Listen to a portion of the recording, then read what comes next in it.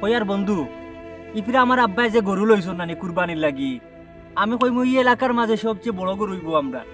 এবার বন্ধু আম্মা অসুস্থ হওয়ার কারণে বড় গরু কুরবানি দিতাম পারিয়ান না, তবে চেষ্টা করমু ছাগল একটা দেওয়ার লাগি। বন্ধু আলী, আল্লাহ তোমার তান্ডে তৌফিক দিছন দেওয়া। তোমার আব্বাই বাজারের সবচেয়ে বড় গরু লইছল কুরবানি দেওয়ার লাগি, আর নাইম বন্ধুয়ে ছাগলেরও কুরবানি দিতরা।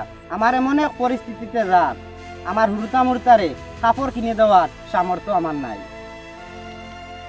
তারে ছোট ভাইয়া তোর মাত তো কোন সময় তো নেই অনুবইয়া হুনিয়ার রে বা কুরবানি দেওয়া মানে রে ভাই ছোট গরু আর বড় গরু নাই।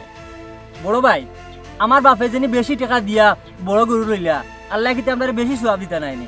সে বড় গরু আর সে ছোট গরু রে ভাই কুরবানি দিরা আল্লাহ ইকান দেখতা নাই, আল্লাহ দেখবা খান নিয়ত কিতা আছে।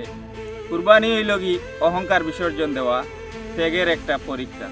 ছোট ভাই না এম তুমি যে ছোট ছাগল রে ভাই দিরা কুরবানি, তুমি এতে মন খারাপ করিও না রে ভাই, তোমার তৌফিক আনে যাই দিরা তুমি, আল্লাহ ওখানো কবুল করবা।